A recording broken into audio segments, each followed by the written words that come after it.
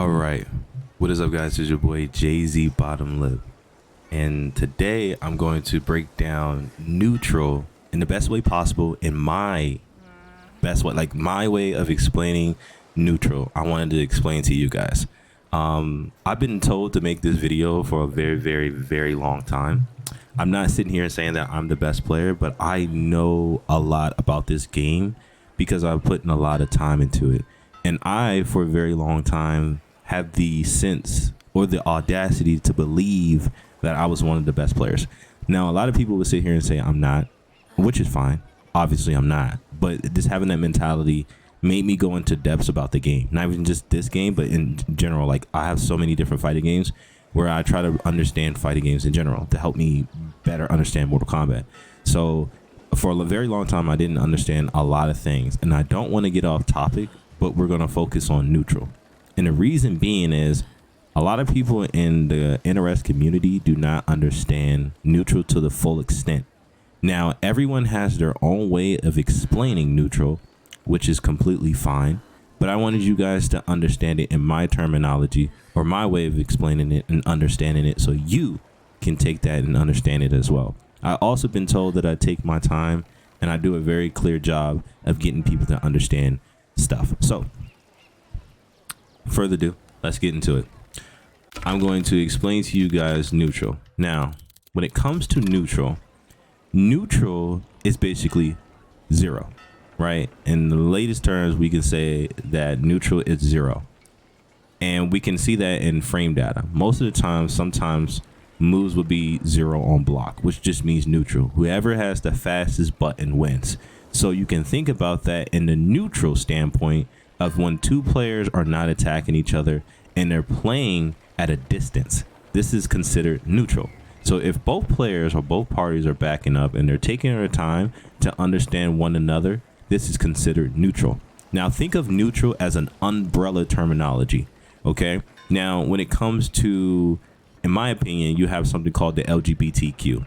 LGBTQ is like an umbrella to all different types of terminologies, right? And the only reason I bring that up is maybe it'd be easier for people to understand. But think of like neutral as the umbrella terminology and everything else is underneath it. For an example, right? When two players are playing at a distance, we are doing certain things. It could be baiting. It could be buffering. It could be zoning your opponent. It could be so many different things, right? So at this point, we're playing neutral. I'm throwing this out in the neutral. Okay? Now, I could be throwing this out to bait my opponent to think that he can up block this and punish me, which he can. But not everybody's going to do it on the first try, right? So a lot of times if I do this, unless you're anticipating it, if I do this from far screen, you're most likely going to anticipate it. If I do it from this range, you're most likely not going to anticipate it, right? So a lot of times when you're playing neutral, I can back up slightly, throw this out. And the first time it might throw you off, the second time might throw you off, but the third time will most likely not throw you off. Think of it as like getting poked, right? If I hit you with a low, for whatever reason, if you get hit by the low, you automatically block low. But a lot of times this is a mind game, because if I do down poke on hit, and then I can go into an overhead or I can go into a low overhead move, which essentially you would have to learn fuzzy. But that's besides the point. A lot of times when you're playing neutral, you're doing certain things to get your opponent to do certain things that you want to do. Whether it's you're zoning. If you're zoning, you most likely want to keep your opponent at bay. But you also have to pay attention to him jumping, right? So these are certain things that you look out for as a zoner. You're looking for your opponent. How can my opponent get in? Does he have a teleport? Does he have a great jump? Does he have an armor move to get through my projectiles? These are things you need to think about if you're going to play neutral and zone. Now, if we're going to talk about Kenshi in particular, since he's on the screen, you have to think about a few things when you're playing neutral. Does my opponent have a teleport? Does Raiden have a teleport? Does my character have a good jump in? Does he have many options to get in, basically, right? Yes, he does. So things you want to do in the neutral is bait him. And you can bait him by throwing out special moves in the neutral. So I would do this a couple times to see what he does on reaction. Is he up blocking? Is he going to teleport? Or is he just going to slowly walk in? These are things that you need to understand neutral or understand your opponent as well. It's very, very important. So those are things you want to look out for as a Kenshi player when you're zoning or spacing your opponent out. A lot of times people don't understand zoning and spacing. The difference between zoning and spacing is that not necessarily can Kenshi zone. Zoning requires taking your opponent's life bar down tremendously and keeping him at bay, and there's not many options that he can do to get in except for walk in. So a lot of times if I jump, I'm going to get hit by a projectile because they're usually quick or usually slow, and they have a bigger hurt box, so it's harder to get over them. This is what you consider a zone character. Now Kenshi is not a zone character, but he can space you out. And the reason being is I can do this to space you out and back up slightly after I do it. I can also do things like this, back up and space you out. You can also pay attention to my movement, and then some of my strings. This will space you out because it slightly pushes you back, and I can back up as well. So this is creating space. So these are things that you guys have to understand, because I know a lot of people take terminologies and they kind of combine them together, but you have to separate them to understand things, right? So that's another thing. And then another thing that a lot of people do that they don't understand is buffering. A lot of times in the neutral, you will be buffering a string. You'll buffer this string.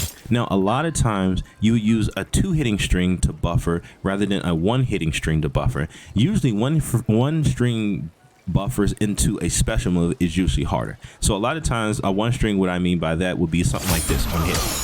You would usually hit confirm that to hit your opponent in the neutral. If we're playing like this, right? My opponent is here. He's like this. We're trying to figure each other out. He's zoning and stuff like that, right? Create space, and he hit. Now we're still playing neutral. We're still trying to figure each other out. I got the hit confirm. Boom, boom. You get what I'm saying? These are things that you have to understand. Right now we're playing neutral. If I would have jumped right here, he would have anti-aired me. This is not something I would want to do in the neutral. We're a little too close. Then I could jump over him and do something like that, right? But if I jump from this distance, it would be harder for me to really get in because he might be anticipating it by his movement. So if he's just sitting here moving back and forth, he's anticipating something, which I don't necessarily understand. So like, that's something that you have to basically pay attention to as well. Is he paying attention to jumping in? Is he good at anti-airing? These are things that you think about in the neutral. What can I do in the neutral to get my opponent to open up? What can I do? Boom, hit him with that. He likes the zone. I have Frost as a mid. Boom, hit him with a low. Now I'm in. You get what I'm saying? These are things that you have to think about in order to basically level up in this game. And neutral is a very big part of this. So a lot of times too, people can use fatal blows. And these are things that you have to think about too, especially in certain scenarios and situations. So for an example, if we're playing neutral and my opponent is doing stuff like this in the neutral, I know that I can do things like this. It may or may not punish, but if I had a little more health, right? If I had a little more health, let's say that my opponent had that much health, right? Oh, no. Let's say that I had, I think I'm like 2, right? Let's say my opponent had like, let's say I had like, let's do about that much, right? I have this much health, right? Boom. I reacted. I knew that I was going to take the hit. Boom. You see what I'm saying? These are certain things that you have to anticipate. My health is low. I want to be able to hit for myself. Boom. These are things that you have to look out for in the neutral.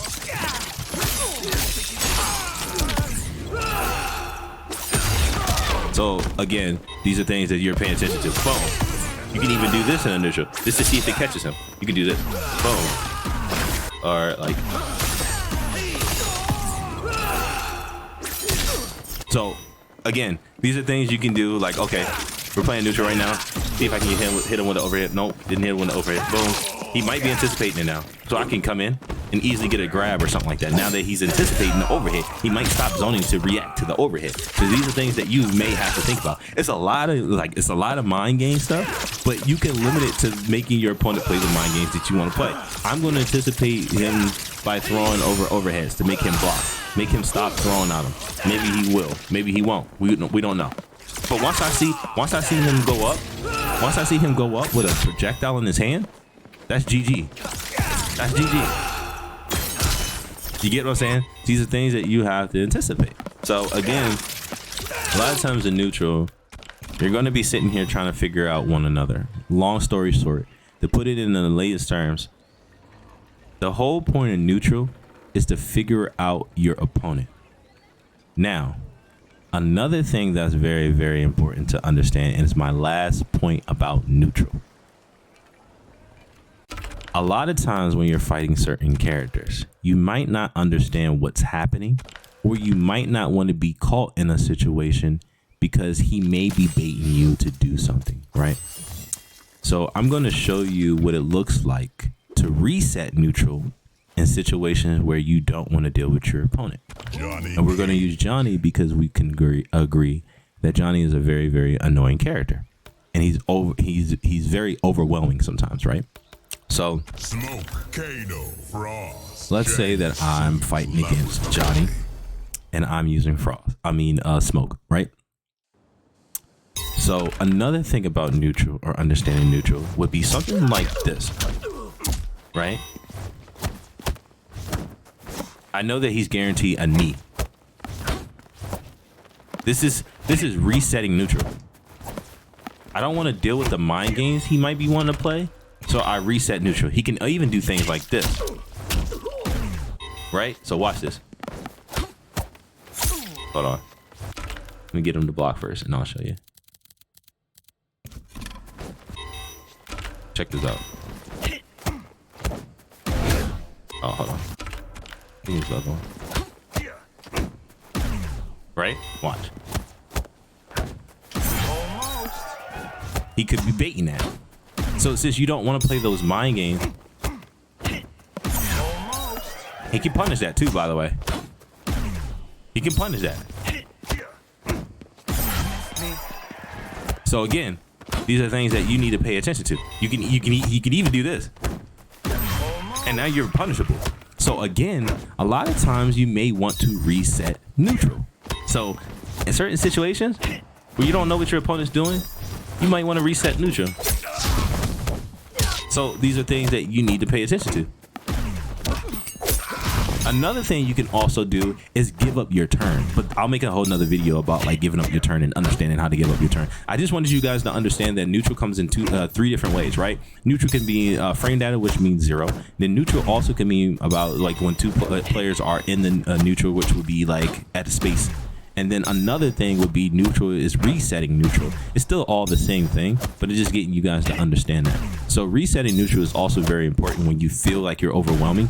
And this only happens when you be honest with yourself and understand what's happening in a situation. Like, okay, I'm overwhelmed. There's too much going on. I don't want to deal with what he's doing. I'm going to reset neutral. And then a lot of times too, that people don't talk about is that when you reset neutral, sometimes your opponent becomes very aggressive because he's like, oh, my opponent's backing off. Oh, he's scared of me. Not necessarily are you scared of him. You're trying to understand what he's doing. And the only way you can really understand what your opponent is doing is by resetting neutral or play neutral. But a lot of times certain characters in the game are so oppressive, which are S tier characters, that they abuse the mechanics and the meta, which basically doesn't allow you to reset neutral. And we'll go into another whole video with that as well. I want you guys just to understand neutral. If you guys have any questions about neutral, just feel free to message me or anything like that, and we can talk about it as more. And if you guys have some feedback on like what I would have said better or explain a little more, I'm always open to feedback as well, or criticism. It's your boy Jay-Z Bottom Lip. I appreciate you guys watching, and I try to explain this faster than 15 minutes.